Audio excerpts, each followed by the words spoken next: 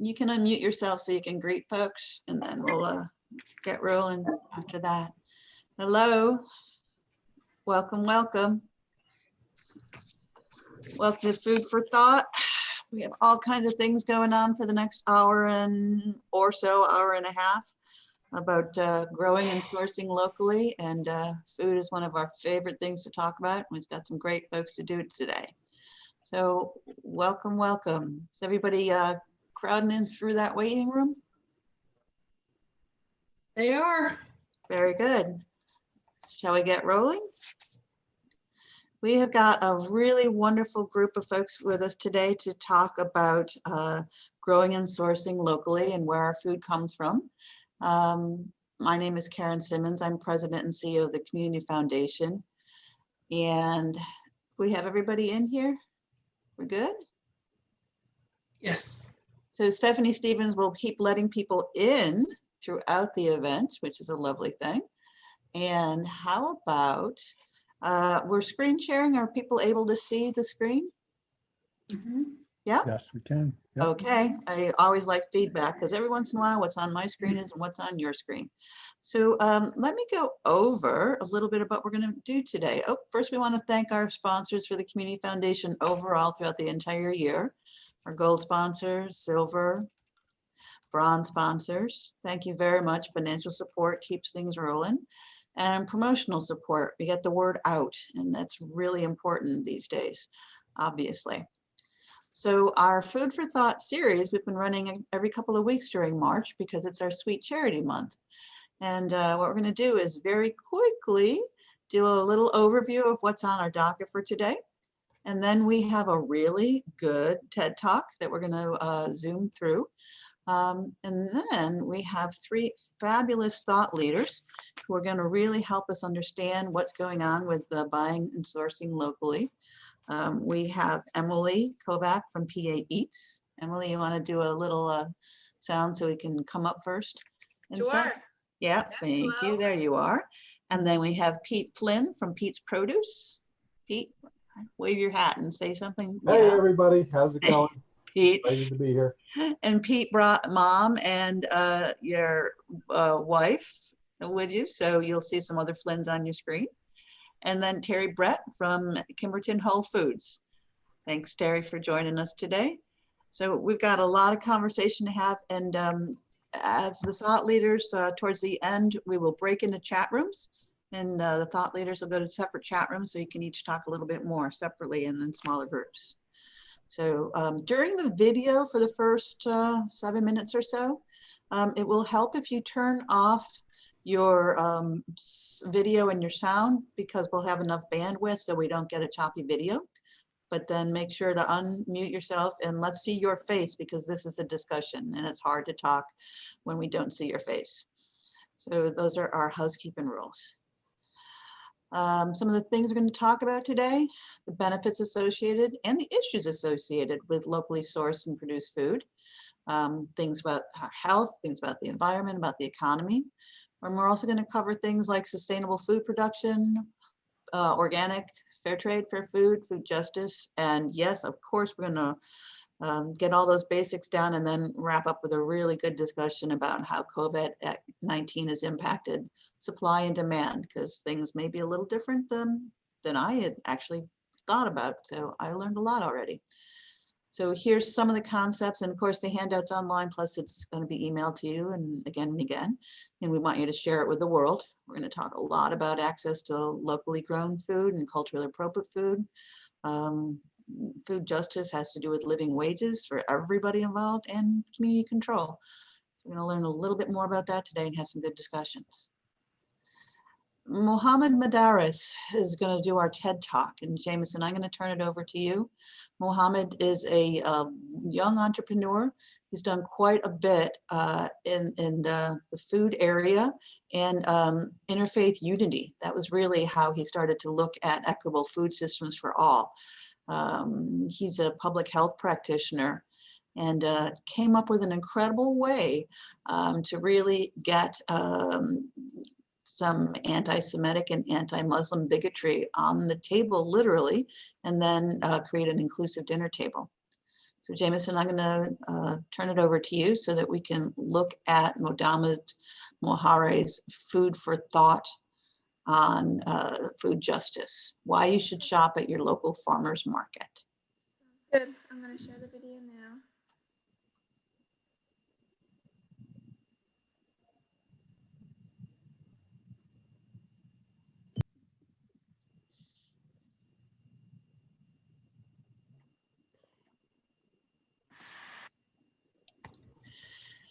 So you see why I like Mohammed Modares? I really like straightforward messages, that's for sure.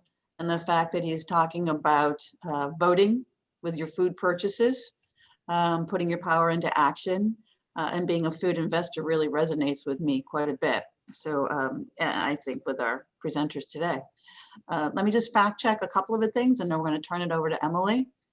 I went to go look for that chart because when somebody says the farmer receives 15 cents of every food dollar that we spend as a consumer at a grocery store, there's of course the National Farmers Union. So it's in your handout and I can see what he's talking about. I didn't know that. So of course farmers markets do better for the farmer and farm-friendly grocery stores. And again, where is that money going? Pretty easy to find out. It's right there online. So this is what's going on. And you can see the farm share has gone down again. I'm sure Pete and Terry, you know that, but I come from farmers and I didn't realize it gotten that bad. So there's a lot going on when you talk about the farmer share. And here we are in incredible Chester County with all kinds of local farm products out there. All kinds of farmers markets, CSAs, farm outlets, retail outlets, and farm-friendly produce in so many areas. And we've got our great Ag and Development Council that puts this out every year. So thanks for sharing that with us. Oh, Pete, it's your farms right there. And look at that, Kimberton. Yep, yep. You know that you're on there. So with that as a backdrop, let's do some chatting.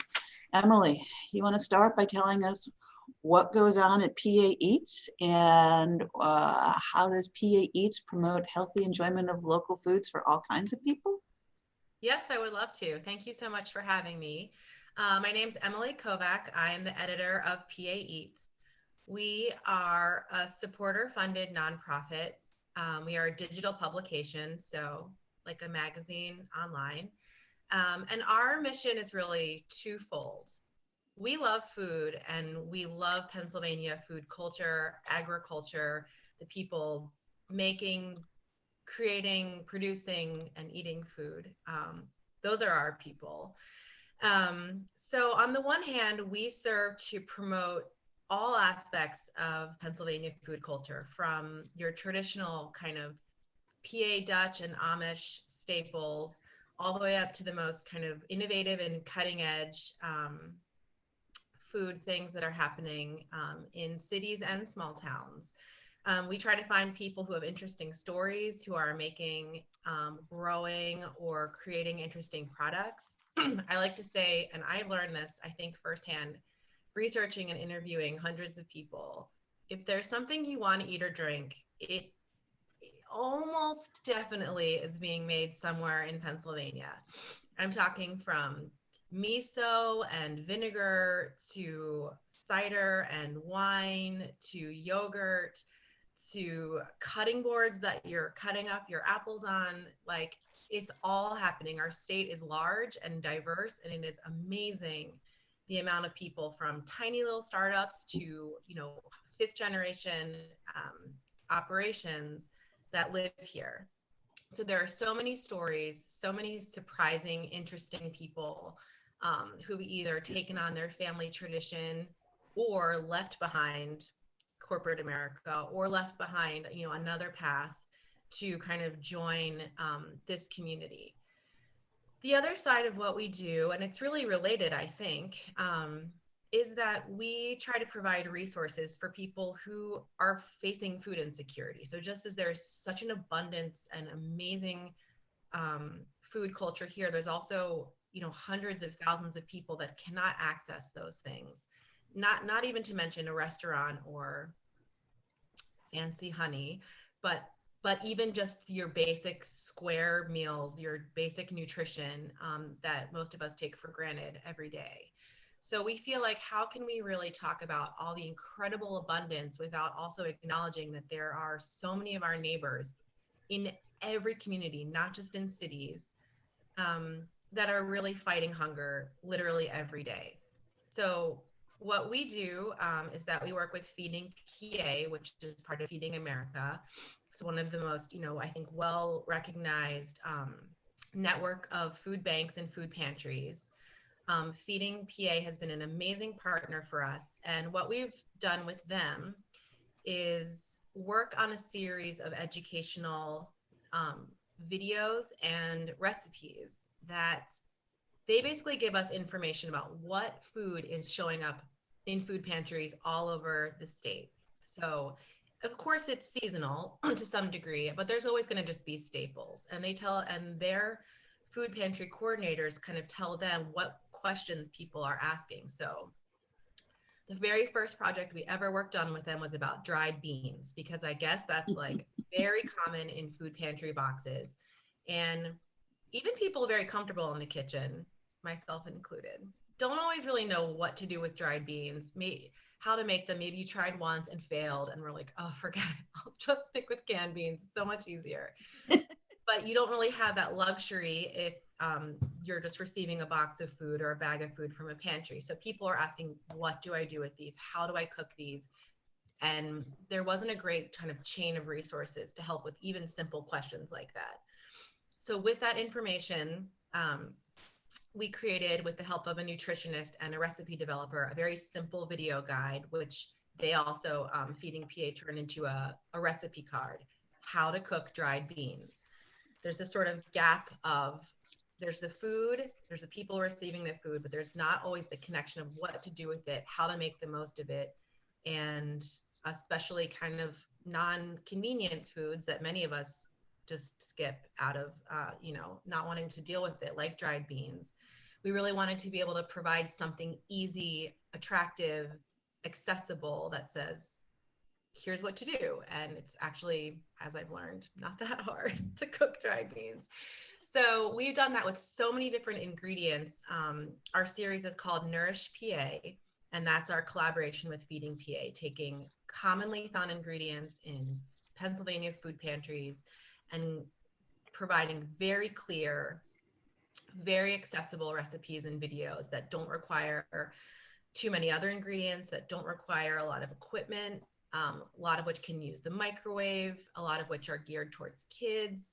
So really trying to create really beautiful content that looks just right at home on our website, along with, lots of other professionally created content.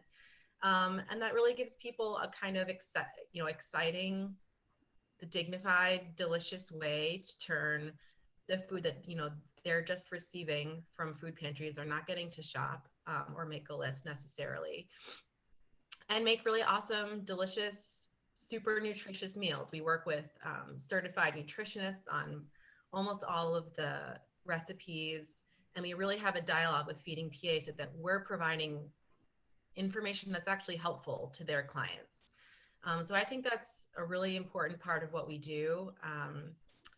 I'm really proud of the work we've been able to do so far. We've had some awesome chefs volunteer and some recipe developers to help us make really creative, fun recipes that work. And so that's really an important facet of kind of closing the loop of kind of celebrating food from all different aspects. And I think that that's really missing from a lot of conversations around food culture, which of course want to celebrate beautiful cheeses and, artisan goods and all the things that, like, of course we love and wish and want to be more mainstream and more accessible. I really hope that by telling stories about the producers, people are really inspired to sidestep the lure of convenience and of shopping at big box stores and take the time to Google Pennsylvania honey and see what comes up, or take the time to go on a Saturday and hit the farmer's market and actually put the money into the hands of the people working so hard to produce and farm and create these things. But we also really don't want to leave anyone, behind in these conversations. And of course, COVID has had a huge effect. We can talk about this later too, but there's been there's a huge surge at food pantries and food banks at the beginning of COVID, when so many of us found ourselves in precarious financial situations, and a lot of people were facing food insecurity for the first time, and I think understanding what it really means. How about we circle back to that in a moment, Emily? Yeah, And for sure. yeah, what I'd like is we have a nice brief clip of one of the Nourish PA ones. Oh, yes. I gotta say, I hadn't really thought about going online for food stuff until my millennial nephews moved in with me, and they didn't know how to mince onions to make a fresh tomato sauce. So there they were online looking. And then, yeah, I have 3 young kids who are staying with me, and we're going to do your Nourish PA videos because all those kids want to learn how to cook healthy foods. So Oh, 9, that's 11, and 14, we're going to be trying them out because there are literally hundreds of them, right? So they're not hundreds yet. it feels like it when I look through every single one, got to tell you. Thank you. So actually, Jameson, you want to show the quick, Yeah. it's just a minute. You want to set it up, Emily? What is this? Sure. So earlier in the fall, or last fall, our Feeding PA friends let us know that one thing they really wanted to focus on was how to take packaged convenience foods and make them healthier, because there is a lot of that that is donated and that's given out at food pantries. So we worked with an awesome nutritionist named Chelsea Johns, who helped us take all kinds of processed-ish foods and add fresh ingredients commonly found to make a more well-rounded, more nutrient-dense meal. So this is one that she made using boxed mac and cheese as the big, just as an example. Okay, Jameson, do a show.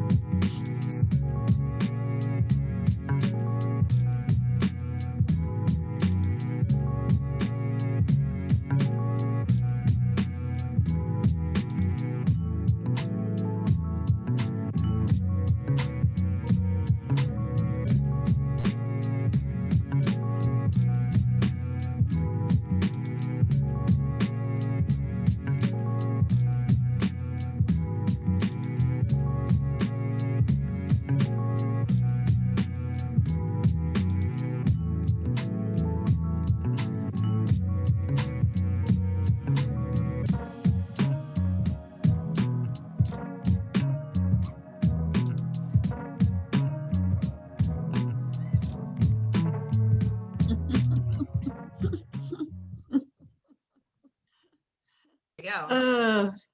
Emily, we are going to test that with the kids pretty darn quick. So they're delicious. They really are good. And I love the way we start to add local seasonal produce. So let's make a segue over to talk with Pete from Pete's Produce, and then Terry. And for all of our participants today, if you can show your faces, we're going to get into some conversation. I have a sense you can either put your questions or comments in the chat rooms or raise your hands, but let's keep this rolling.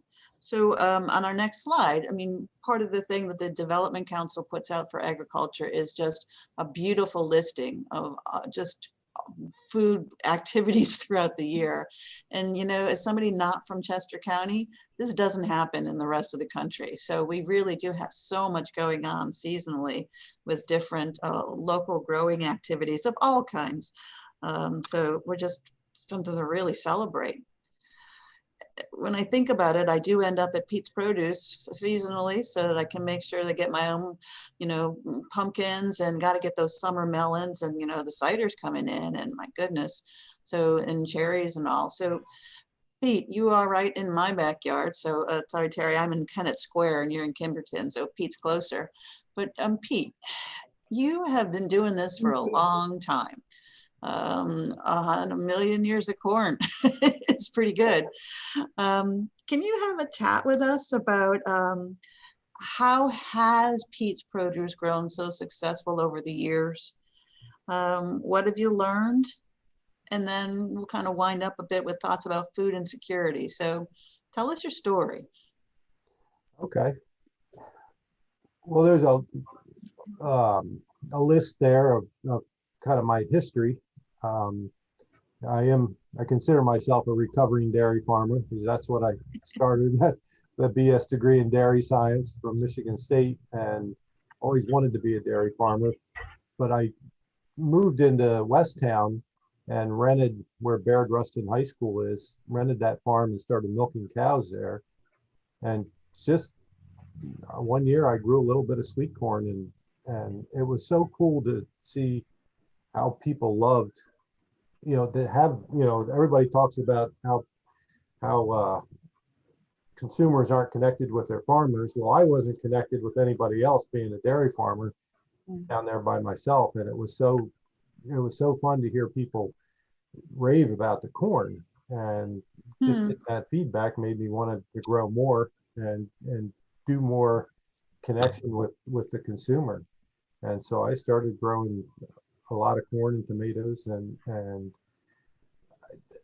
I'm just I was probably in the perfect area for a farm stand. This is it's close enough to the population center, and it's rare enough to have a farm here that we're a little bit of a novelty, and which is really unfortunate in Chester County because it was a farm-based county and we're losing farm after farm. I've been, I grew up in Chester County and have watched it. Just so many farms go into development, and if farmers, I mean, I love what I do, and my friends who are farmers love what they do. And if they could make a living and stay on the land, they would do it. But not everybody can be as fortunate as we are to be in this wealthy part of the county where we can grow and sell. And like Mohammed said, I loved his message to shop at farmers markets, and he didn't say farms, but I think that's what he meant, where most of that money goes to the farmer. And we've been very successful. It's tough to have an income that only lasts 5 months a year. We have to, and food justice, they talk about fair wages for farm workers and farmers, and that's a tough thing to do. What's a fair wage for a farm worker who only works 6 months a year? So that's a tough one. You're getting ready the other 6 months of the year and following up and ordering seed, and Well, yeah, I work 12 months a year, but my field crew only works 5 to 6 months a year, and I can't keep them on payroll over the winter. Right. So kind of like a roofer in a sense. You can't shingle roofs when it's snowing out. Right. Yeah. But when I was getting ready for this talk, I found an article that I didn't even realize that I've been growing for the food bank for 25 years now. We started in 96 when the gleaning program, I think we probably were donating a little before that, but when Andy Denneman first started the gleaning program back in 1996, we were part of that and grew for them. And I think that's one of the things that has made us successful is being connected to the community in that way and giving back to the community. And that's what most farmers do that. And it's really important to have these local farms that are direct marketers. And boy, there's not too many. I know that map looked like a lot, but not compared to what it used to be. Yeah, you're right, because I do know it's closed down in a certain way too. It looks like a lot, but then I'm thinking right as you're talking about the farms I know that just aren't open anymore for farmers markets. So yeah, it's a tough round. Yeah. How have you seen community supported agriculture change over the years? yeah, that really became popular. I'll never forget a conversation I had with a farmer who had a retail market similar to mine, and he was talking to one of his customers who he hadn't seen in a while, and he said, "Where have you been?" And she said, "Well, I joined the CSA because I wanted to support local agriculture." He was like, "Well, what am I?" But uh, Yeah. but community supported agriculture, we do a form of a CSA, Right. and what that really does for farmers is it gets them money in the spring, or over the winter, that when they don't have an income, and people will pay you their subscription for a box of produce once a week. I mean, there's a whole myriad of variations on a CSA. You can buy a full share, a half share, and everybody does it a little bit differently, but basically you're committing to support a farm for a season. And we like to do a little more, we consider it more flexible, where we have it's like we call it a CCSA, or a credit card supported agriculture, where people come in and whatever how much money they want to give us, we put it on a card, and then we add 20. And we do that from the time we open in the end of April until Mother's Day. And so they some people put $50 on there, some people will put $2,000 on there. And since I started doing that, I haven't had to borrow from a credit line to get up and going in the early season, because we spend so much money on labor and stock in the store, and it's that's tough. And since we started our CSA, we haven't had to borrow any money. Hmm. One of the points of a CSA was to put the risk on, not just on the farmer, but on everybody, where they would say, if the farmer has a tough year, you might not get as much in your box. But I found everybody who does this, all the farms that do this, if things are tight, they'll buy stuff to put in the box. Farmers I think they work so hard for their money that they don't want to see anybody not get what they're paying for. And I know so many farms that, they'll lose a crop, and then they'll buy from another farmer. Oh my gosh. To fill in the box. You know that. Yeah, it was meant to spread the risk, but I think most farmers make sure people get their money's worth. Mm-hmm. And I think it's worked out well for farmers. Mm-hmm. Okay. All right, let's talk with Terry a little bit, and then we'll have a big old discussion, okay? Terry, are you here?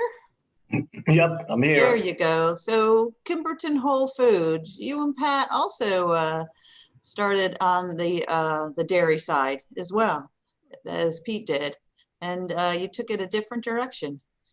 Can you talk a little bit about sort of how you started up? And you've just been so incredibly successful, and there's some pretty important values behind what you do.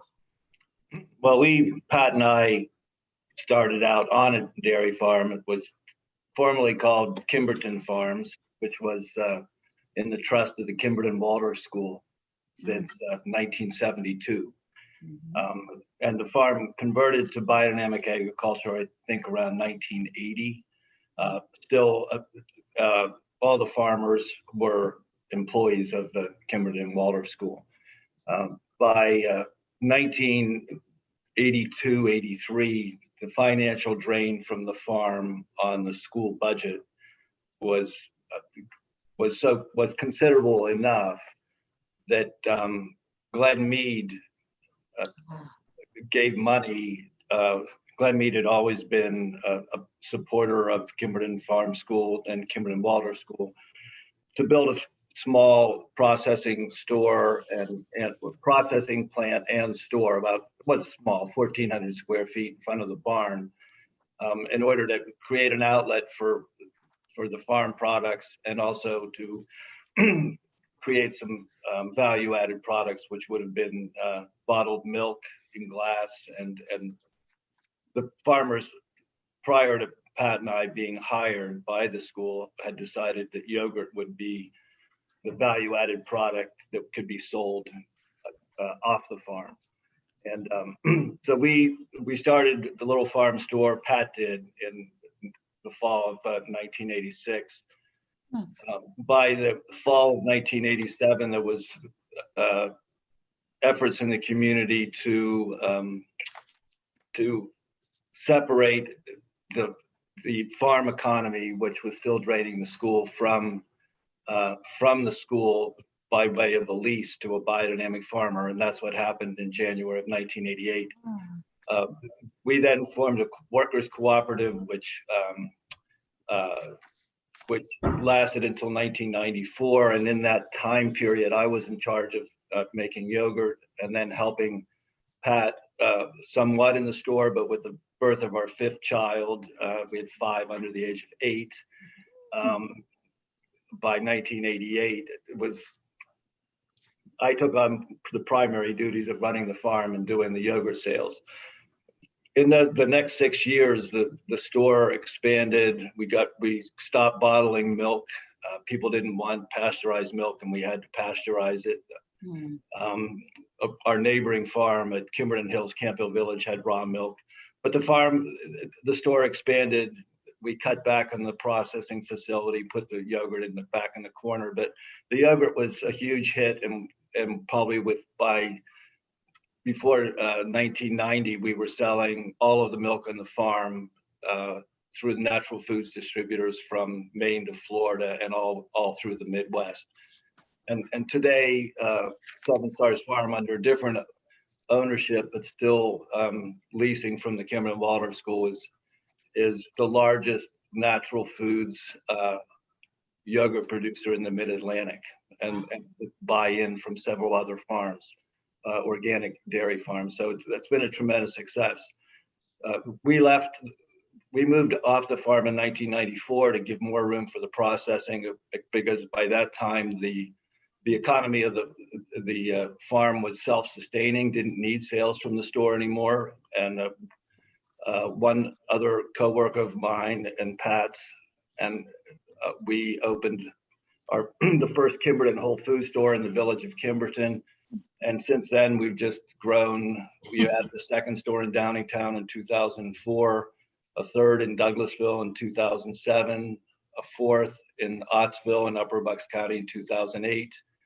Our 5th store we opened in Malvern in 2015, and our 6th store we opened in Collegeville in 2018. So we've had tremendous growth, and our dedication has always been to supporting. Originally, our charter was to support the farm and make the farm self-sustaining in the Seven Stars Farm, and but that mission has continued ever since. Today, we have over 200 local vendors, and we define that as producers and artisan producers within 100 miles of our distribution center in Guthriesville, Pennsylvania. And in 2020, we had $6 million in sales of local product. So we're quite proud of our dedication to local. And then in thinking back to the TED Talk and the percentage of dollars that go to the farmer, our direct farm relations, that the farmer gets 70 to 85% of the food dollar. And in order to support that, we have a distribution center where farmers can bring their product and we distribute it to our 6 stores.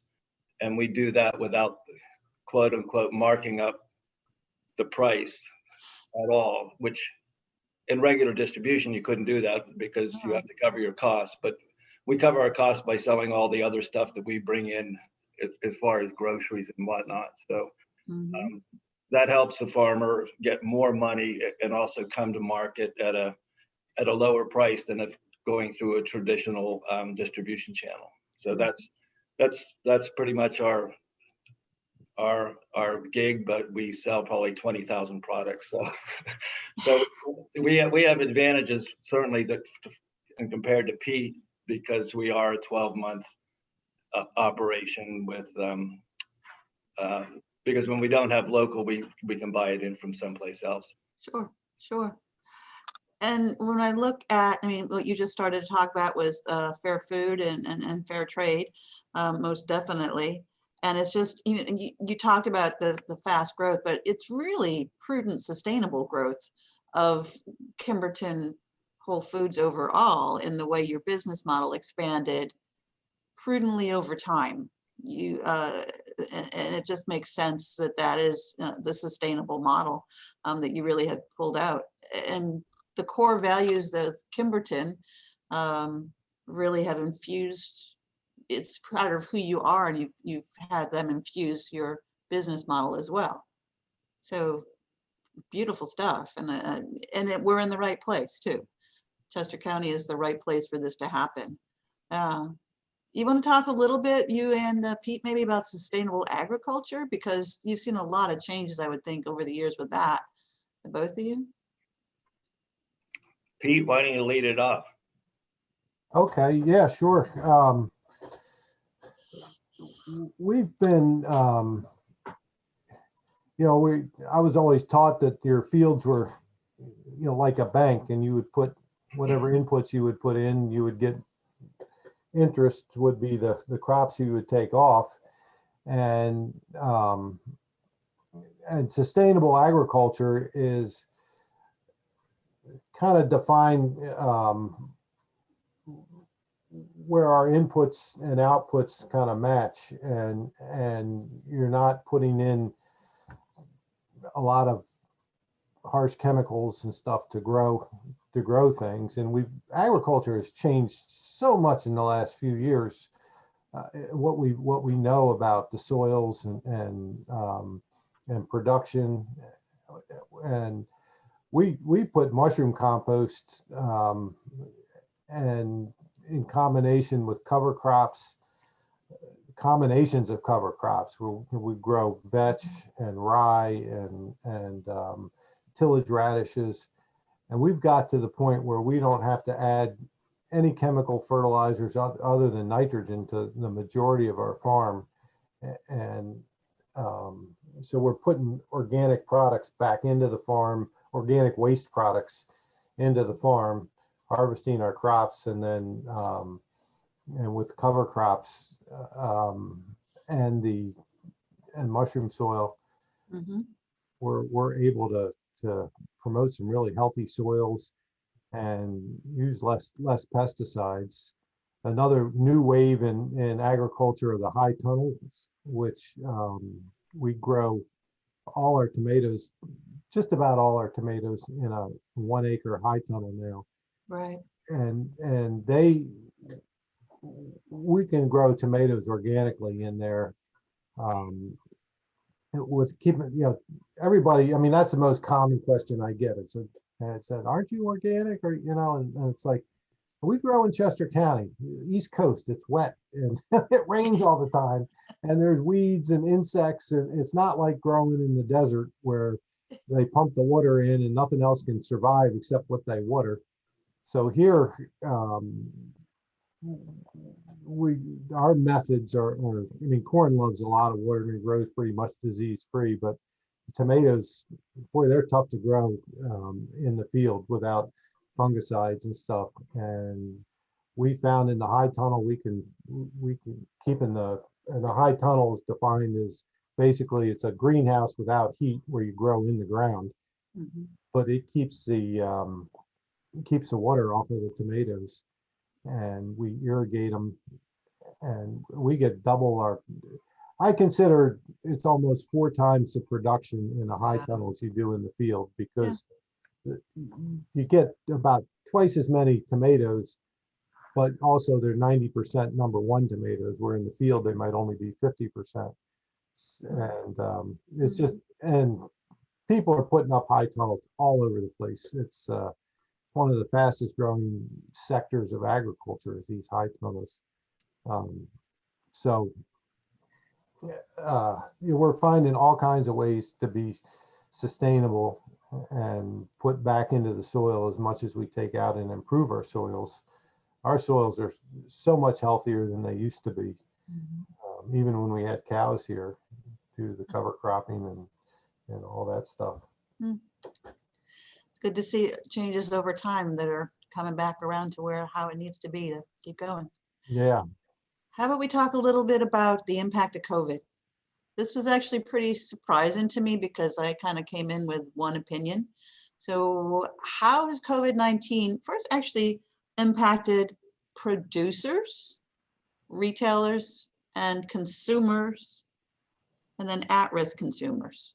So talk a little bit about how COVID's impacted producers. Actually, Terry, can I actually ask you, how has COVID impacted you at Kimberton Whole Foods? Well, COVID is because of the restrictions on restaurant trade, et cetera. Pete, I think, alluded earlier in maybe the last conversations that we all had as to being a banner year in sales. But unfortunately, it came at the expense of our restaurant friends. Our direct relationships with so many farms kept our shelves full almost the entire time during shortages elsewhere in the grocery chain, because we weren't competing with allocation through a distribution chain where oftentimes the largest seller gets the product if it's in shorter supply, and the smaller just has to do without. So because we have so many direct farm relationships, especially across the animal proteins, milk, meat, eggs, pork, chicken, whatever, many of our customers said that they would go to the big supermarket and the shelves would be bare. So in that sense, we did very, very well. You know, our fresh proteins, you know, on the on the animal side, we're up 50% and have been up 50% since COVID started.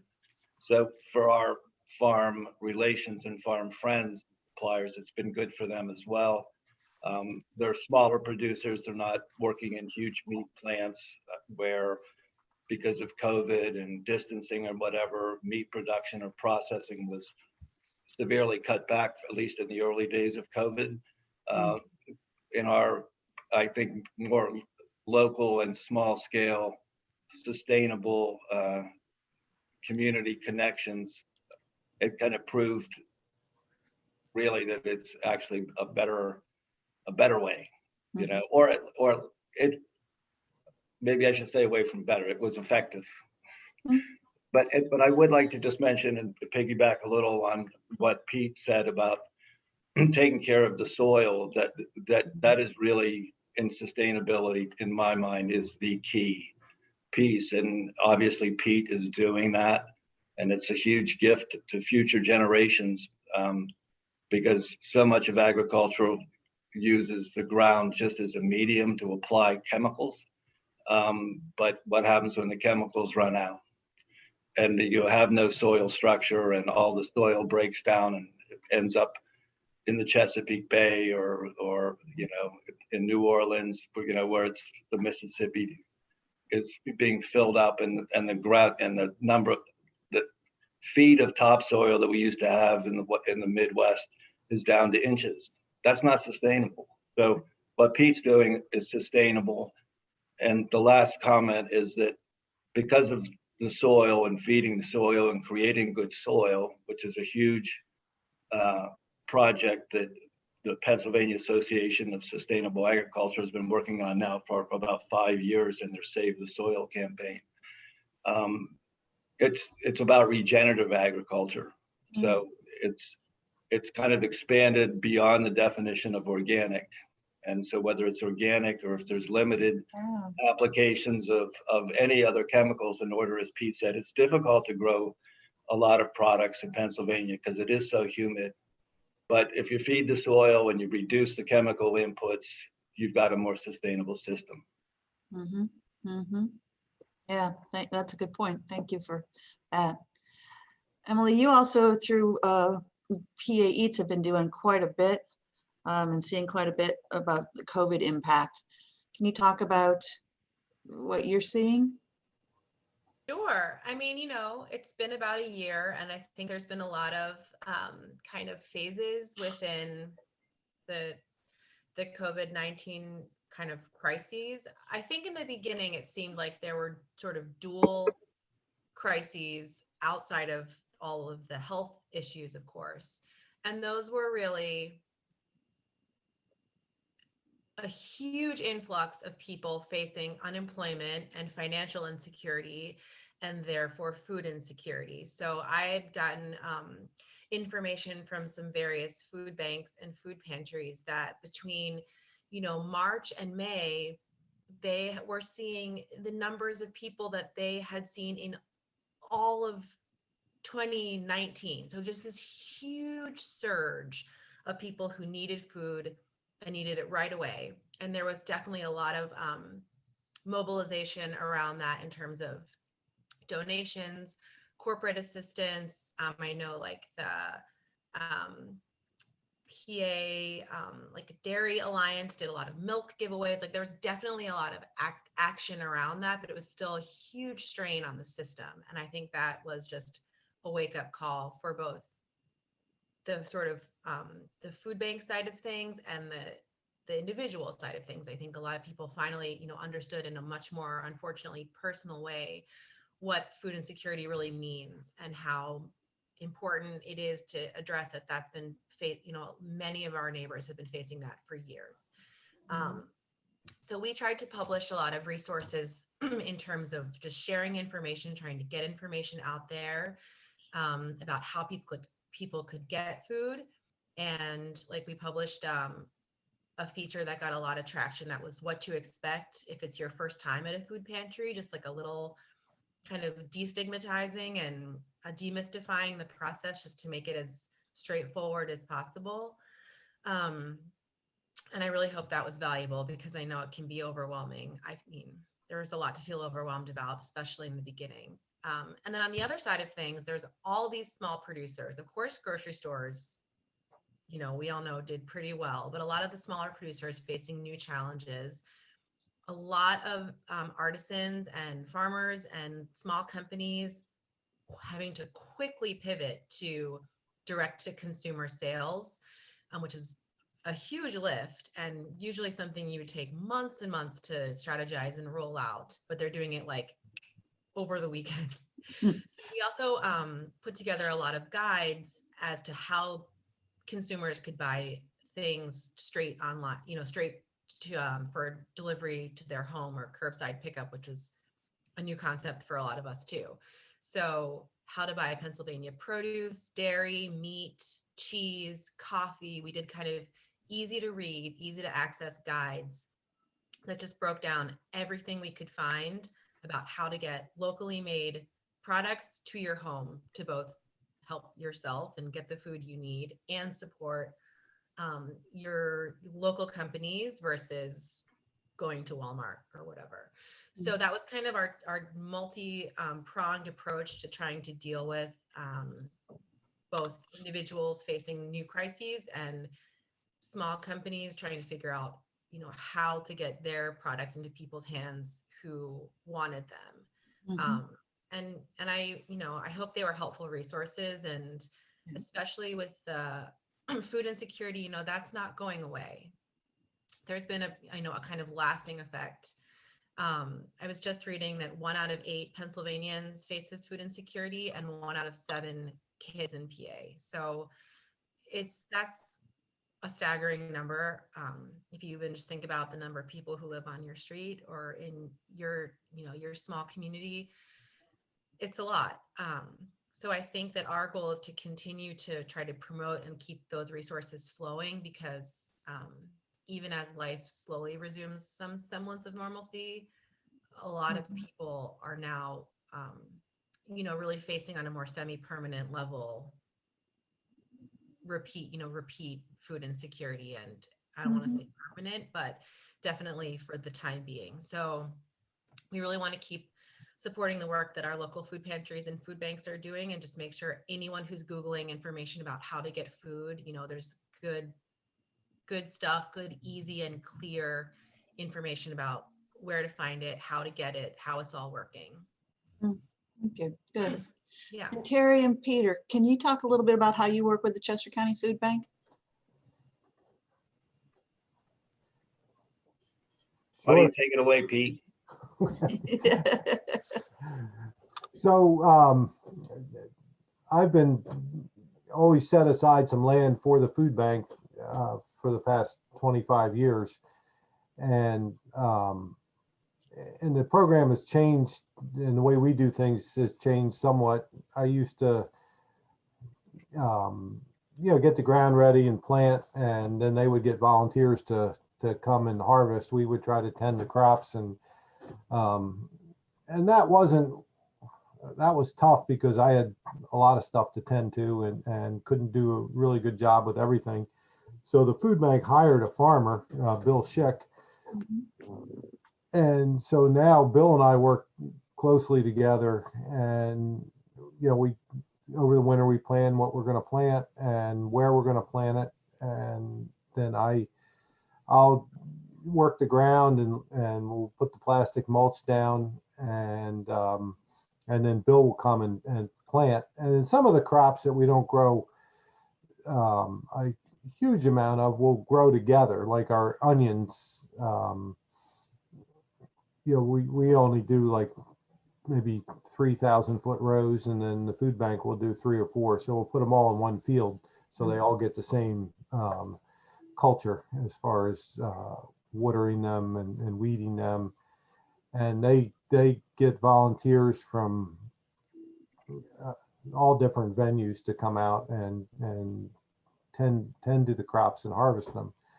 And they also purchase a lot from us if we have extra.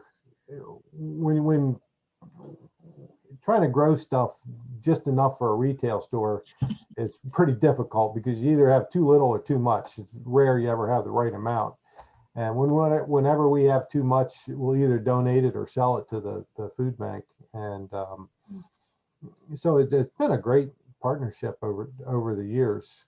And it's really cool to see the volunteers come out and get a taste of what it's like to be on the farm. And most of them just love coming out, and they, families come out, and different youth groups and some groups from the city. And it's really cool to see all these different people involved. And we're fortunate that we have, with Westtown School, have more land than I really need for the retail market. So we can give some to the food bank, and especially in the fall, like after we pick our first sweet corn, all that land, we can plow that up and plant all the fall crops, the broccoli and the kale and collards. Grow a lot of collards anymore, and they harvest that all the way up into December. So that's a real good use of the land, getting a double crop off of it like that. Yeah. Thank you. And Terry, what are you doing at Kimberton Foods with the food bank? How do you work with them? Well, the primary product that we can get to the food bank when they can take it, and what that we have is a surplus, because we go direct to various pantries that would actually get product through the food bank. Right. So rather than distribute it through the food bank gets the stuff that we're not able to move. And it's primarily in the category of animal proteins and fish. We have a program at all 6 stores that all product within 2 days of its sell-by date is pulled and frozen, and then either directly sent to a local pantry on a weekly or bi-weekly basis, and or sent by our trucks back to our freezers at the our distribution center, and then allocated from there. So we, roughly, we probably, and we try to use some of that, because we really look to try to be as much as possible zero waste, especially on on items which are of such incredible value and which take so much to produce. I mean, any animal product is ingesting, pound for every pound of a meat or pork or whatever, it's taking pounds of otherwise edible food. And so it's really important that that doesn't get thrown away. And so we use what we can through our commissary and soups and whatnot, and then we give it away. So probably between $4,000 and $5,000 a week of high quality meats and other levels of animal protein we donate. So it's so directly how much we do with Chester County Food Bank, I'm not quite sure. And the food pantries and feeding sites. Our distribution center was the previous Chester County Food Bank location on Route 322, which we purchased a number of years ago when they moved into Eagle View Town Center. Yeah. But it's an incredible organization, the Chester County Food Bank. We're just thrilled whenever we can participate in what they're doing. Thank you. Very, very much so. How about we do a little bit of chat rooms? If folks can have a few minutes, 10, 15 minutes. We're just going to randomly divide into chat rooms so that we can talk a little bit more about what brought you today, what you learned, and what can you do? What's your takeaway to make an impact on local food sourcing and justice? And our thought leaders are going to be in the chat rooms as well. If you want more resources, we talked about a few of them here, and there were some that showed up in the chat area as well. And oh, yep, Sweet Charity a la COVID is in 2 weeks. So if you need a little bit more sweet things to do, go for it. Let's go back and Beth K, can you divvy us into chat rooms? We will not be coming back to the plenary. So I would like to take this opportunity to thank Terry and Pete and Emily for giving us some really incredible information on what's going on in Chester County with food sourcing and buying locally, and what you've seen from your vantage point on COVID. So how about we divvy out into chat rooms, have some more intimate conversations about what we can do. And we thank everybody for everything you're doing to make sure that people have enough really good, healthy food to eat out there. There's a lot going on. So be healthy, be safe. And let's bring out in the chat rooms for a few minutes. Thank you, everybody. All right, thanks. You'll get an invitation to join, and we'll see you in a moment in your small groups.